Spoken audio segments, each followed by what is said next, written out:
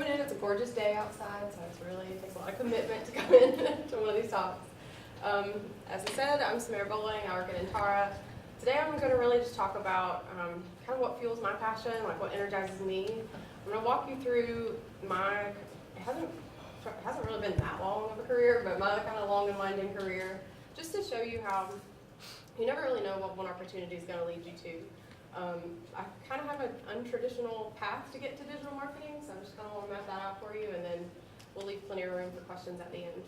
If you have any questions or comments as we're going through, please just shout out or raise your hand, whatever you're comfortable with. So the presentation is divided up into 3 sections. First, like I said, I'll talk about finding my passion and my career path, and then I'll just kind of summarize that into key takeaways that I think might be helpful for you guys moving forward. I wanted to start with this quote because I actually used it last week. We were in Florida pitching business to a system of hospitals in South Florida. And I love this quote by Rand Fishkin. Any SEO nerds in the house? Gotcha, Blake. He's one of the co-founders of Moz, and I love this quote. When creating content, be empathetic above all else. Try to live the lives of your audiences. I used it last week to talk about the importance of personas and really understanding your audience and their motivators, their challenges, what questions they have at different stages of interacting with the brand.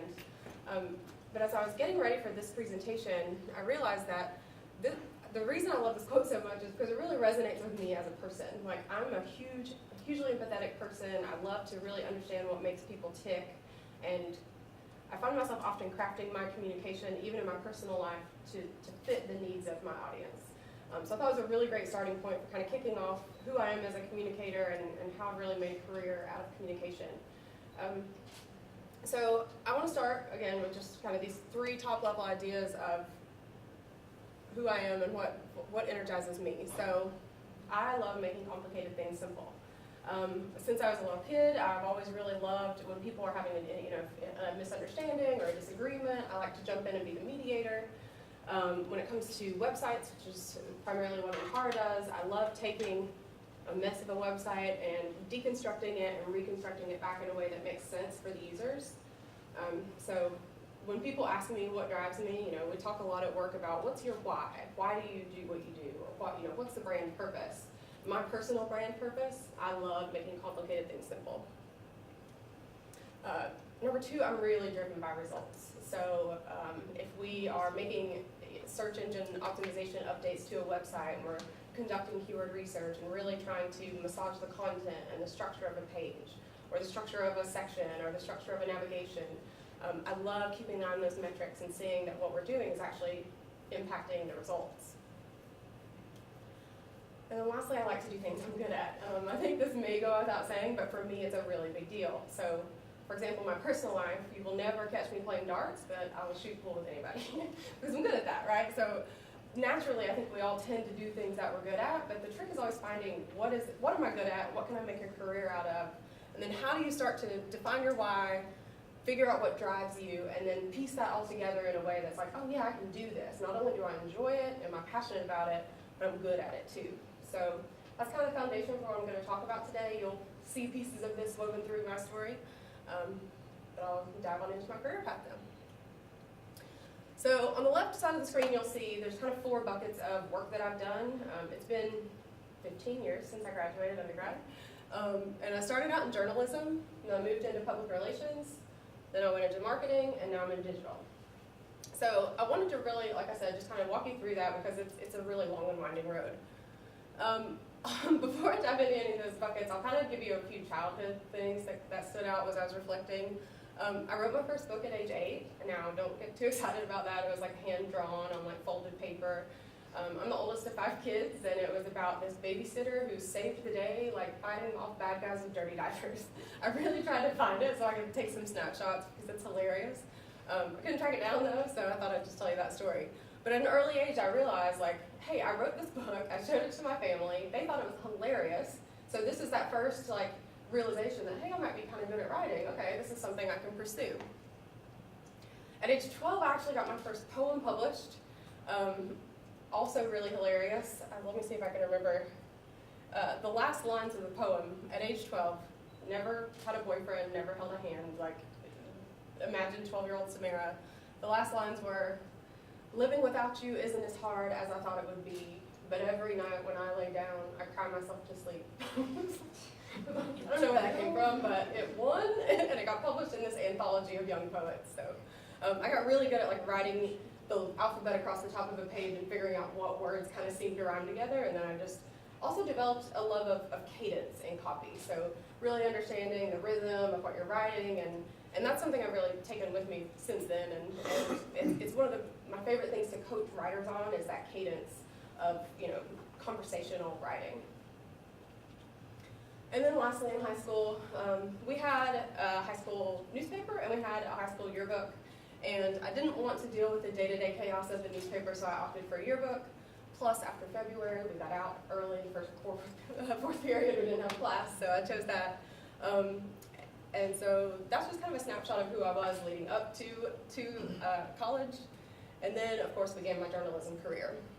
That started out at the East Tennessean. I'm sure you're all very familiar with that. I started out just as a contributing writer and eventually got a regular column. But, I was young and wrote a lot of different stories. I remember the most controversial story I wrote. Is Paul Tudico still philosophy professor here? Love him. One of my favorite professors ever.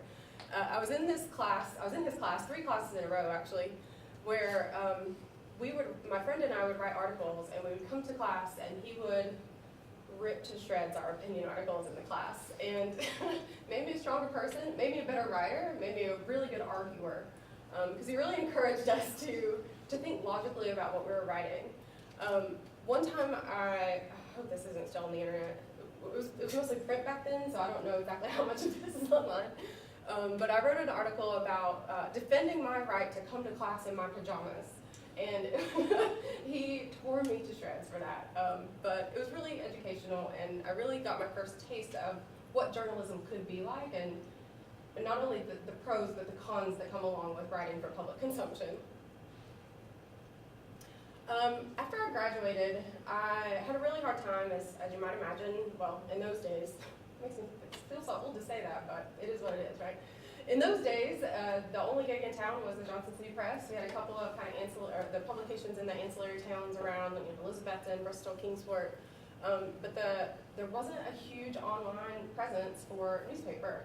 And so I was having a really hard time finding a job. I moved to Chattanooga, and I eventually got a job at a weekly publication called the Hamilton County Herald. So that publication is, again, published once a week. It goes to the real estate community and the legal community. And not very hard-hitting news, but I loved it dearly. I got hired as the assistant editor, which made me feel very important. I was one of 2 assistant editors, and we had a general manager. That was the staff, 3 people. But we wrote a lot of feature stories. I wrote a column every week where I got to view the town as a guest and, go to restaurants and spas, and I had a $25 stipend, so it was a really big deal for me. But I learned a lot about journalism, and not hard-hitting journalism, but again, how to write, how to craft a story. I got a lot of feedback from the legal and real estate community. I made a lot of great relationships with people within those communities. But what I realized at the Hamilton County Herald was, I was engaging a lot with people who were in public relations. So anyone who was out kind of marketing a story or trying to push their event or get coverage, those guys were contacting me all the time. And I was really intrigued by that as a job. And so I got to know some of these PR reps, and I really started talking to them and understanding, what is your job title? What do you even do? How did you get into this role? And after about 2.5 years at the Herald, I realized that I kind of hit the ceiling of how much money I was going to make. I was living in my friend's basement, and I didn't see any light at the end of the tunnel for, moving out anytime soon. So I faced the hard reality at that time that I probably needed to go back to school and really figure out what I'm going to do next. I kind of pigeonholed myself, and I didn't have the skills, or I hadn't developed the skills to really do much more than what I was doing outside of that. So from the Hamilton County Herald, I decided, okay, it's time to go to grad school. This is 7 years after I graduated, but I really wanted to go back to school and get my degree in public relations. So before I dive into kind of the careers in that regard, I'll kind of talk through a few things during that realization process. So I'm like, okay, I want to get into PR. how do I start knocking down those doors? And for my column at the Herald, I did a story on acupuncture. Has anybody ever tried acupuncture? Great. Huge advocate, love it. So I went to this place called Four Seasons Wellness for a story. And while I was there, it was a great interview, like I got everything I needed. But while I was there, the acupuncturist was like, hey, while you're here, do you want me to give you a treatment so you can really feel like what it's like and you can write accurately about it? And I was really hesitant, but I went with it, all in the name of journalism. And I fell in love with acupuncture. That first treatment really changed my outlook on what it was and the benefits. So I worked out a deal with her where I could write press releases, I could help her manage events.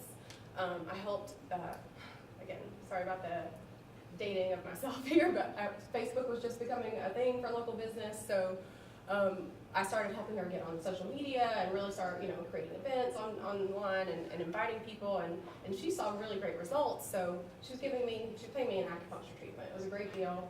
I did that for about a year before I left Chattanooga. Highly recommend anytime you can trade services for services. It's a really great situation you got there. I also started volunteering at the local children's museum. Chattanooga, if you've never been, if you ever go to Chattanooga, go to Creative Discovery. It's not just for children, it's very, very fun. But they had a young professionals group within their volunteer organization called the Tower Club. And once a year they did a big fundraiser. We did a murder mystery 80s prom, and it was very, very fun.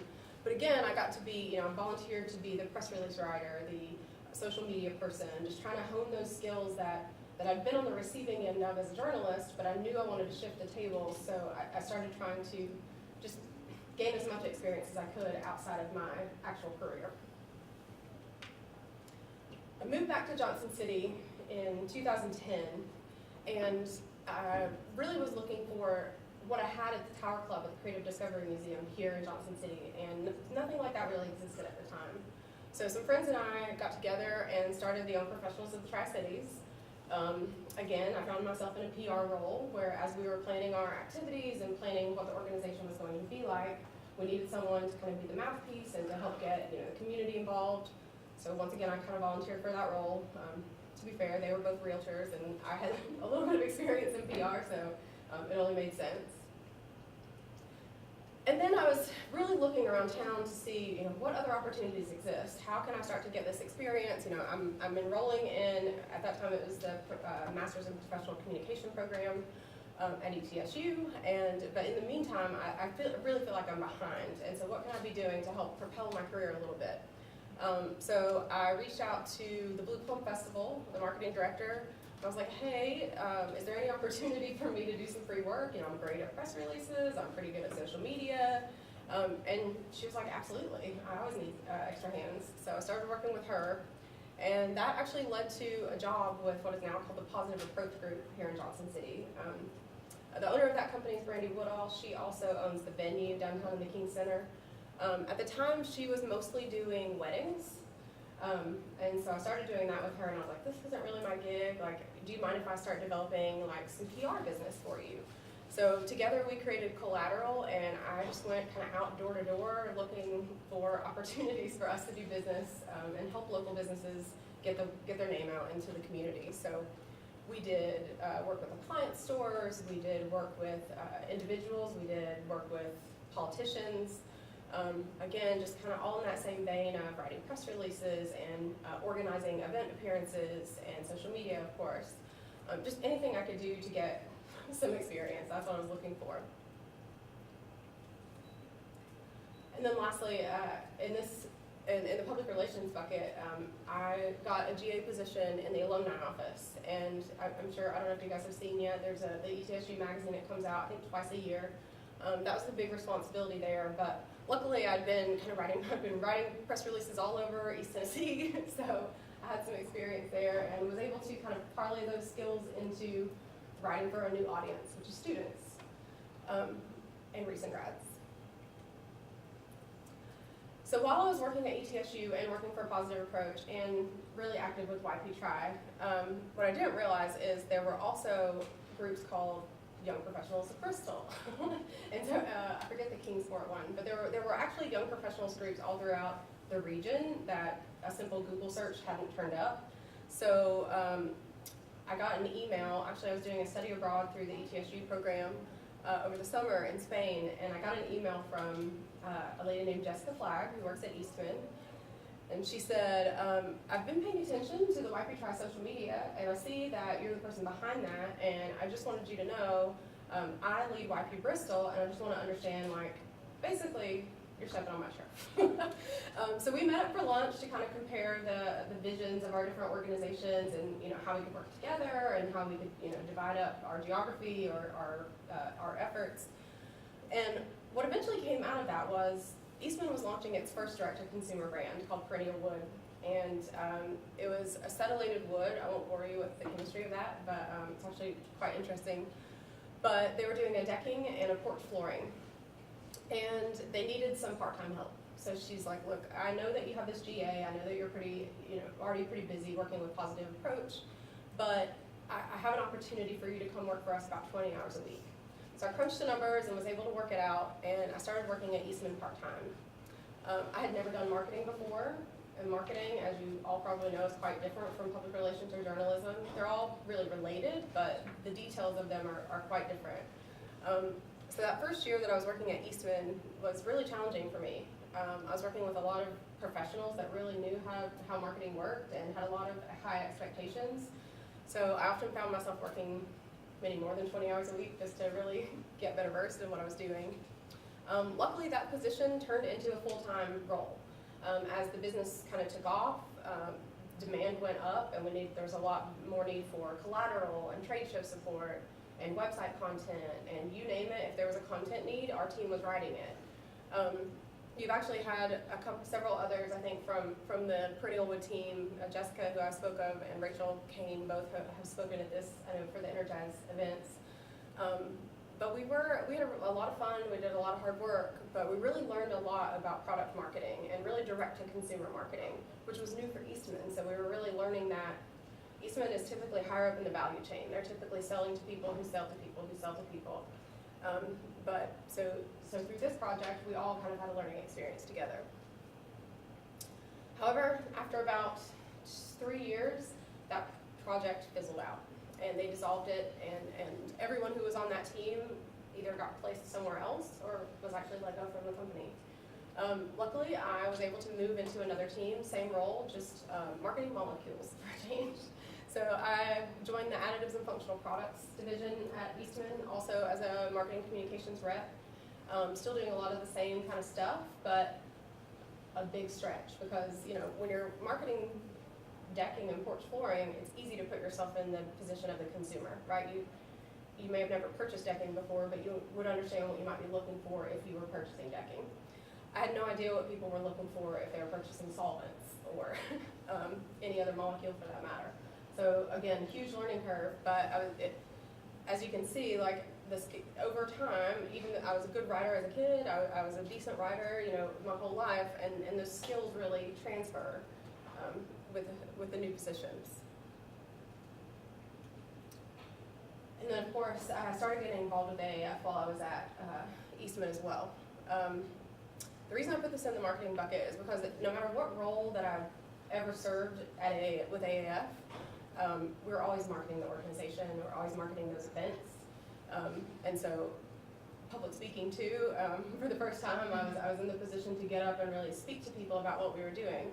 As we talked about earlier, right, it's designing campaigns, executing those campaigns, running the metrics, making sure we have a good story to tell, and then going out to the public and telling it. And then lastly, digital. This is where I am now, but when I tell people this story, it's always kind of interesting. Now, today I'm VP of Strategic Services, but I started out as traffic manager. So going back to making complicated things simple, when I came to Ntara, that was kind of my sales pitch of myself when I went to the interview was, you know, I really love taking really, really complicated things and making them easier for people to understand. And as traffic manager, that's really all you're doing. Traffic manager role is to make sure that all the tasks and projects and retainer contracts and everything that's coming through the agency gets done, that everyone is allocated properly, that we're delivering on every promise that we make to our clients. It is nonstop, at minimum 45 hours a week. It was really interesting. I was the first traffic manager that Ntara ever had, so it was exciting for me because I got to really kind of think through what that role meant and how it functioned and the value that it could add to the organization. But I didn't stay in that role very long. While I was traffic manager, about 3 months, the Integrated Marketing and Insights Department was forming at Ntara. And luckily, of my experience, they're like, hey, you want to move into this role? I was like, absolutely, marketing, that's what I actually know, so let's get back into that. So at Ntara, the Integrated Marketing and Insights team, basically we do all things digital marketing. So we do everything from primary research and customer segmentation, so really identifying those target audiences and what makes them tick and what makes them different, to content strategy for websites and digital marketing strategy, SEO, SEM, anything digital marketing, that's what my team does. And then at the end of the year last year, I was given the opportunity to join the leadership team. So I still lead the Integrated Marketing and Insights team, but now I'm also on the LT, so I get to also go pitch new business to our clients and really help shape and grow Ntara as a company. So that went a lot faster than I thought it was going to. I didn't take those breaths. But yeah, so that's my career. Like I said, it's been 15 years. It seems like it's been very, very long, but it's gone by in a flash. And yes. Oh, sorry. I was going to just say real quick. It's kind of cool that it looks like, I mean, your presentation almost looks like stepping stones. Can you touch like how important it is that your journalism career led into the public relations career, and just by you like most like just out there hustling and getting as much experience as you can? Yeah. Like how important is it to volunteer yourself for those experiences and just work as much as you can when you can? It's so important. I'm glad you say that, because after I mapped that whole thing out, I was like, wow, that's really a lot of stuff. So if you think about it, like, I mean, I don't know the statistic these days, but they say, I mean, I worked 9 jobs at 5 companies with 5 volunteer positions, and then there's 3 random childhood experiences. But that's how long, that's all, it's been a lot. So that's exactly the point I wanted to make is, I didn't think any one of those jobs was going to be my forever career. Right? I went in hoping that I would, have a good time, that I would learn a lot, that I would succeed. I'm pretty driven, so I knew that I would do a good job. I'm committed to that. So yes. Okay, so you said that you got your first job, and then before you went back to grad school, it took you 7 years. So how long did it take you to get to where you're at now? From the first job? From like starting in like college, like your first job right out of college to now. Let's see, it's been 15 years since I graduated college, and it took me 4 years to get that first job. So professionally, I've been working in my field for 11 years. But I still count even the things that weren't my professional career. I still count those. So that's really a point I wanted to make is, and thank you for the question, is even if you're not finding opportunities, there are opportunities to create. I think, and I love that word hustle, because I feel like that's what I've been able to do is when there weren't opportunities, I just try to find something like, hey, can I do some free stuff for you? I just want to make sure that I don't lose these skills that I've been honing for this long. And even when you're busy, even when you have a job, or even if you're working in a job, I mean, I waited tables and bartended until I got my first job at the newspaper. But while I was waiting tables and bartending, I didn't put this in here, but I've definitely told Chase's classes before, like, I was on the safety committee at Applebee's, like, creating newsletters and whatever I could do just to build a portfolio. When I moved to Chattanooga, I started a newsletter. This is really embarrassing. With my girlfriends that I've gone to high school with. Just like, hey, send me what you're up to, and I'll send it back out to everybody, just so I can like be synthesizing information and regurgitating it in a way that makes sense to an audience. You don't have to be as nerdy as I am about stuff like that, but I think any opportunity that you can find, take it, because you never know what you're going to learn. I've been talking recently with a girl that I used to work with who is really struggling to find a new position in her field. And she's found one that's kind of a zag from where she wants to be, but we've been talking a lot lately about you never know what you're going to learn here. Like, you're going to be in charge of something that you've never done before. Even if it's not textbook what you want in a career, you never know who you're going to meet, you never know what you're going to learn, you never know what other opportunities are going to open up that you can then move into. When I started as traffic manager at Ntara almost 4 years ago, I didn't think I was going to be in marketing. I thought I was going to be a traffic manager. Frankly, I mean, I was kind of excited about the fresh start. But when the marketing positions came back open, I was like, okay, yeah, that's my sweet spot. I want to get back to that. I got a few more slides just to kind of wrap this up. Does anybody else have any questions? So key takeaways. As you kind of probably imagined in the beginning of this presentation, I'm going to just kind of flip what I told you in the beginning to tell you what I think you should take away from this presentation. Figure out what you love to do. I love this picture of this lady with bubbles. I just discovered Unsplash. I know I'm probably like super late to the game, but they have awesome pictures and I'm obsessed with them. And so when I was putting this together over the weekend, my husband's like, what does that have to do with marketing? I'm like, well, that lady really loves bubbles, and what if she can't find a job that has to do with bubbles? Like, I would encourage her to think about why she loves bubbles so much. Like, is it the colors? Is it creating stuff? Is it having everybody crowd around her and like look at it? He's like, I don't get it. He's a school teacher, so he doesn't get our language, but I really think there's something in that photo though, right? Like, what do you love to do? Like, let's see if you can make a career out of it. And the girl I was talking about earlier, you know, she's a great communicator, but she's also really great at building relationships. And I think that's why she's been such a great communicator. So figuring out what you love, like for me, it was pretty easy, right? I've always been a writer. My entire life I've been a writer, and that's just kind of progressed into digital today. If it's not that clear cut for you, just think about what you really love to do and deconstruct that until you find something that you can apply to a career. I'd also say determine what you're good at, right? We all got a little laugh earlier when I was like, well, obviously you want to do what you're good at. And I chose this, I am not great at yoga, but I'm good at it. I could never do that, but if you have a career in digital, you need something like yoga to keep the anxiety at bay. But figure out what you're good at, and if you can combine something you love with something you're good at, which sometimes, often are related, right? Then you're on the right track to finding something. And then lastly, I think this kind of summarizes why I wanted to go through the whole career path with you guys, is take and create those opportunities, because you really never know what one opportunity is going to lead to. When I moved to Chattanooga, I transferred with Applebee's. Like, I was like, look, I've been working in Johnson City for 4 years. This is an easy thing for me to do. And I just so happened to meet somebody that got me into an interview there. Now, that's not the job I ended up getting, but you never know who you're going to meet, who you're going to run into, what experiences you're going to get that are going to get you ready for the next job that you take. That's it. That's all I've got prepared, but I'm happy to talk to you guys about anything you want to discuss. So can you talk a little bit about how integrated digital is now? Yes. We have RTVF students, journalism students, marketing, PR, all in this one department, and I feel like some people feel like that it can get kind of siloed, but Yes. Can you talk a little bit about how integrated it is, especially in Ntara maybe? Absolutely. The thing we talk to, when we go pitch new business, we talk to a lot of companies of all sizes, of all industries, about this buzzword phrase called digital transformation. And people always want to know what that is, and it's not easy to explain, because every industry, every company really needs to be thinking digital in everything that they do. I had digital marketing as the bucket earlier, and I took marketing out because digital is so integrated in everything.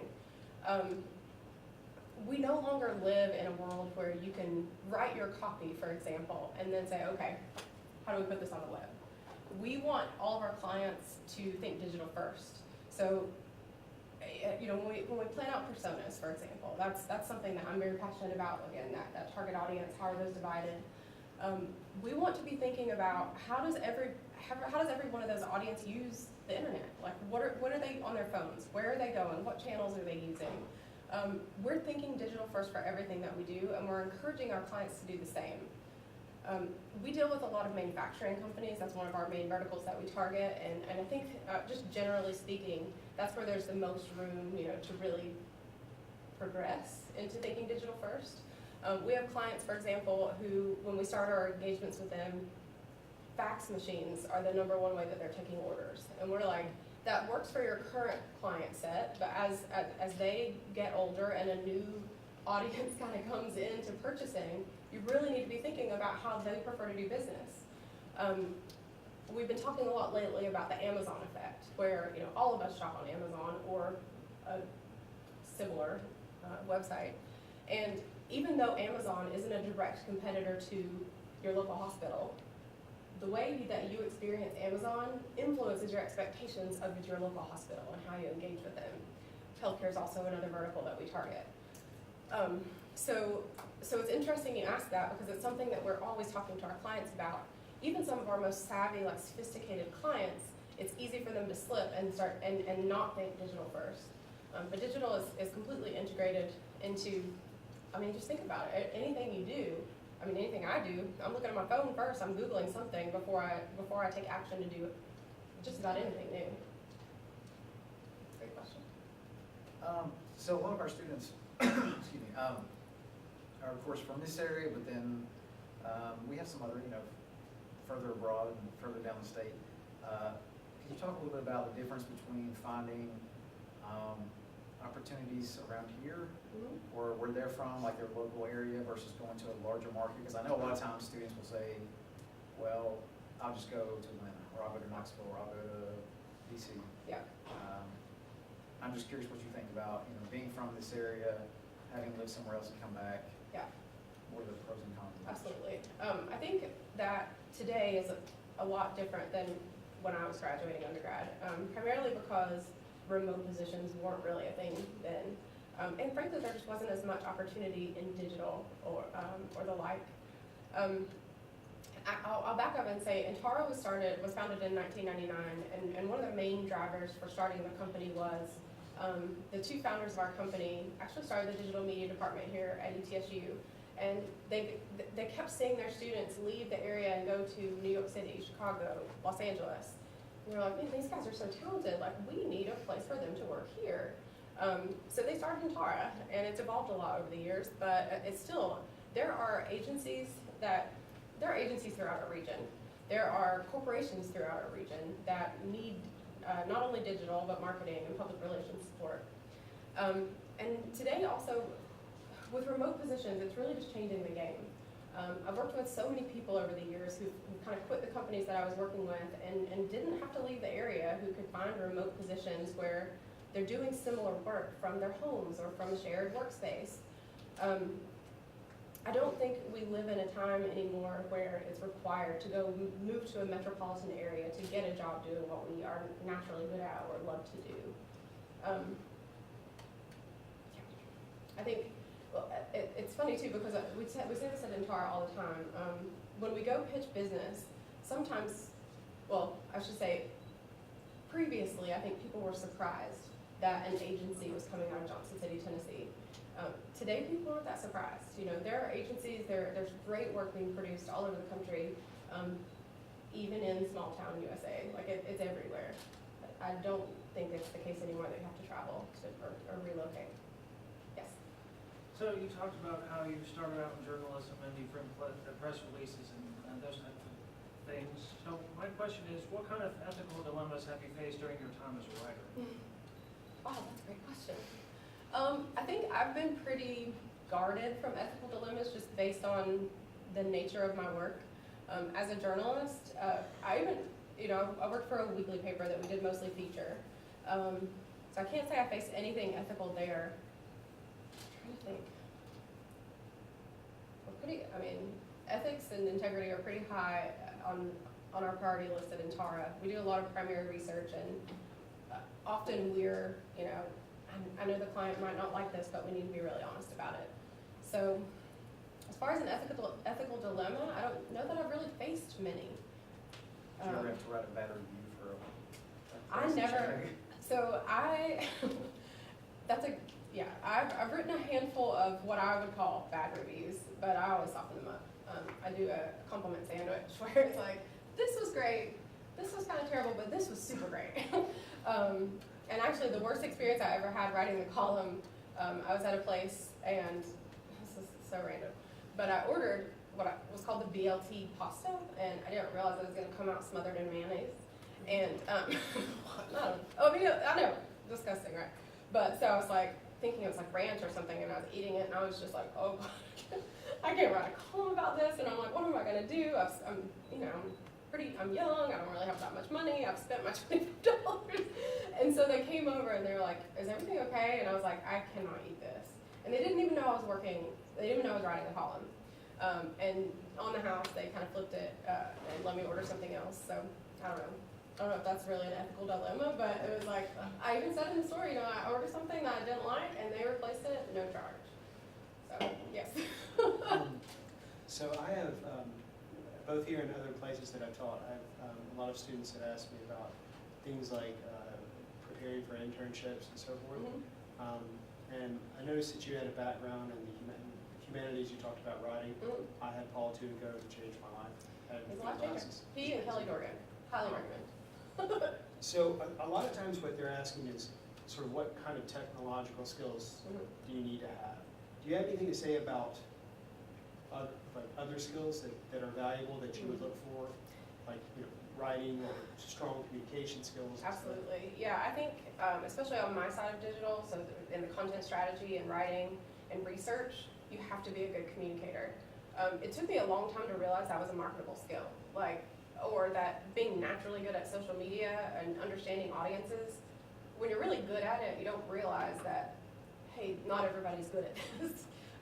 So I always look for strong communication, and that's not something that if I'm doing an interview, for example, it's not something I can say, so are you a good communicator? Or tell me how you're a good communicator. I'm really observing throughout the communication, is this person an effective communicator? Are they tailoring what they say to me to answer the questions that I'm asking? You have to also be highly organized. I'm a color coding freak.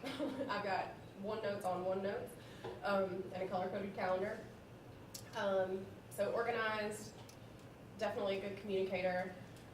In our industry, digital or otherwise, I think digital specifically, you have to be really a quick learner as far as, new technologies are emerging all the time. We're switching platforms a lot. Right now we're using Gather Content as a storage system for when we write web copy. That way we can pass off web copy to design and development, and we don't have to worry about versioning. But we may be switching to a headless CMS, which is super jargony, but it's a different type of program or platform. So you have to be, and this is not a strength of mine, so I need a team of people who are really quick at, okay, just early adopters, I understand what this is about, this is how we're going to use it. What else would I say? Really the base skills, the base technical skills, you have to be a good writer, you have to be responsible, but I also need good presenters. Very often we're calling people throughout the organization in to pitch business or to get on a client call to defend, like I was saying with the hard questions about analytics, our poor SEO guy and our analysts are having to come in and explain, this is what happened and here's why, and we're gonna make some changes, but this is reality. So definitely a good communicator, very confident is important. And that doesn't come naturally for me, so that's something I've had to work at my entire career. But yeah. Even the idea of verbal, we had an intern one time in my previous job that basically we were doing kind of like a raise awareness campaign. It was an event and fundraising kind of combined. And we asked him to just make a few phone calls and tell people what was going on. And he said he had never done anything other than a personal call over the phone, was very uncomfortable speaking on the phone, which I understand. Some people are shy, but Yeah. do you find that is more common now that people are just texting and people just they don't want, number one, to stand up in front of people and talk, but also even just a phone call and being able to communicate that way? And Absolutely, yeah. I think especially within our agency, because we're full service, so we have account directors and who are engaging with clients all the time. We have developers who are coding primarily all the time. And we have tons of different personalities and communication styles. So, I think to kind of satisfy that question is you have to also be willing to try things that you might not naturally be good at. Primarily, what you're going to get hired for is something that you're going to be naturally good at. But we have this saying at Ntara that even the CEO takes out the trash. So if my job is content strategy and pitching business to new clients and helping grow my department. But if push comes to shove and we're about to launch a website and we need somebody to enter content into the CMS for 8 hours, I got to do that too. And I'm not naturally good at it because it's technical and very, focused, task-oriented versus high-level strategy. So you have to be really adaptable and willing to try things that might not seem like a good fit for you at the time.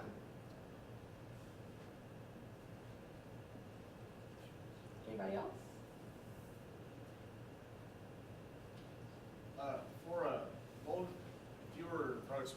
If you approached a more smaller business that's been around for quite a while and never really did anything with advertising, but just went through word of mouth, what would you try to say to them and try to start off with them to help them go more towards using advertising or digital marketing to help improve their business? Wow, that's a great question too, and I'll be really honest, Brandy that I used to work for was much more comfortable in the sales role, so she really took the lead on that, and I followed her lead. She had developed collateral, and kind of made it easy and would set me up on appointments where I'd go in. So I wouldn't have to be cold calling necessarily, but I would go in and kind of, she would give them advance notice, and then I would come in and kind of close the deal with showing them results that we'd used before.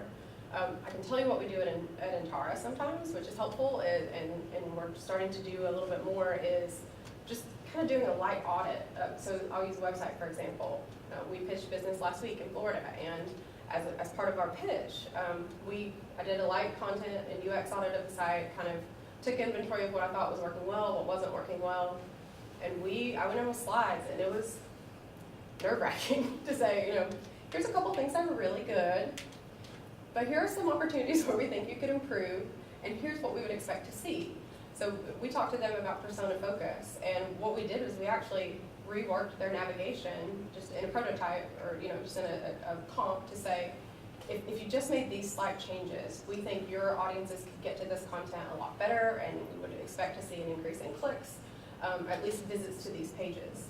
So I think it can certainly be intimidating to go in and be like, your baby's ugly.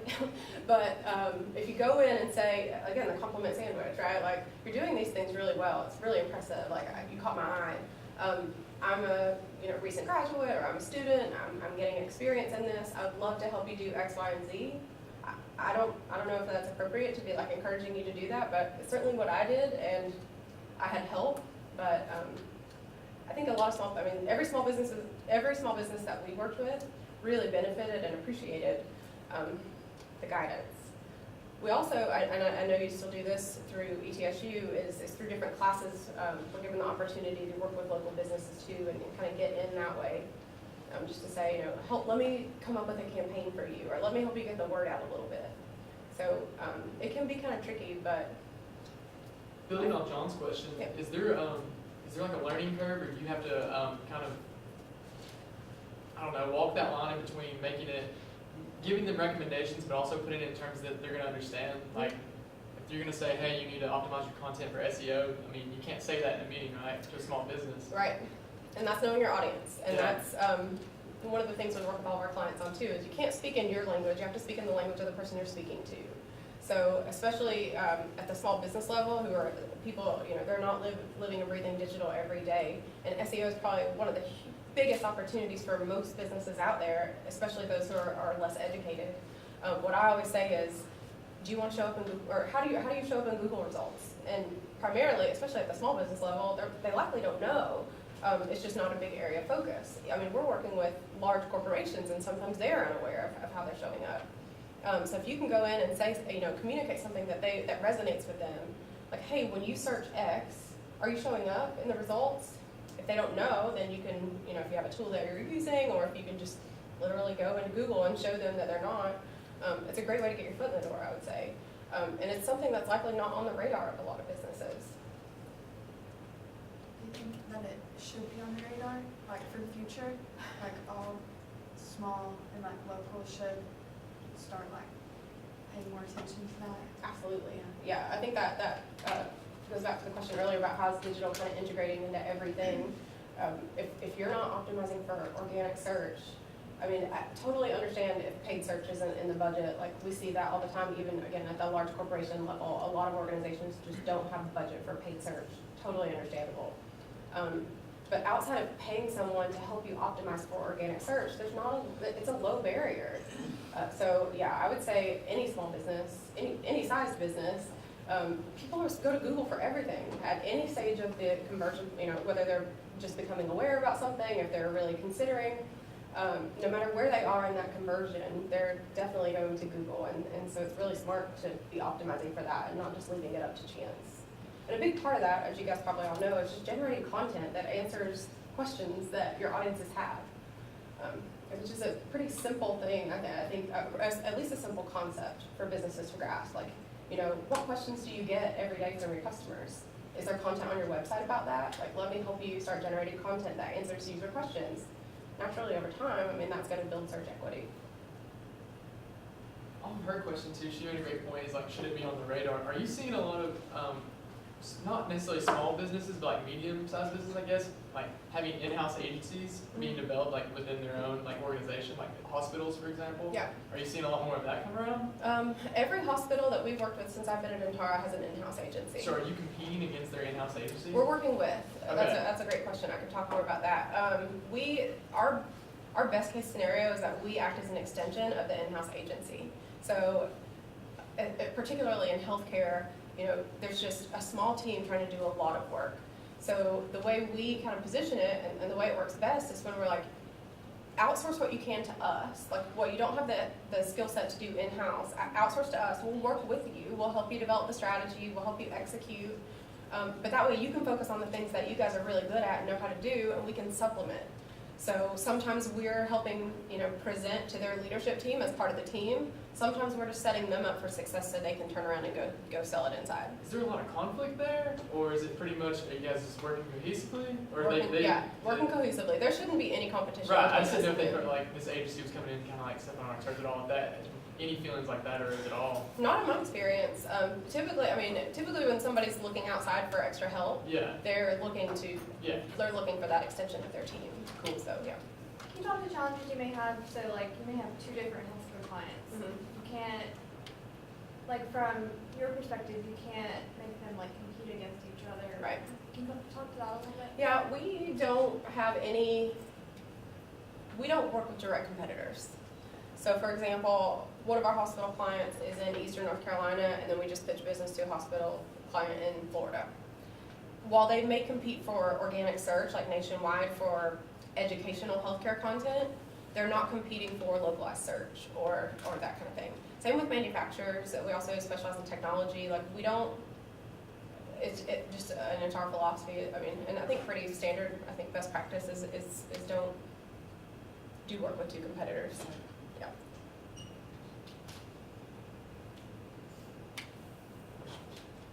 Thank you, sir. You're welcome.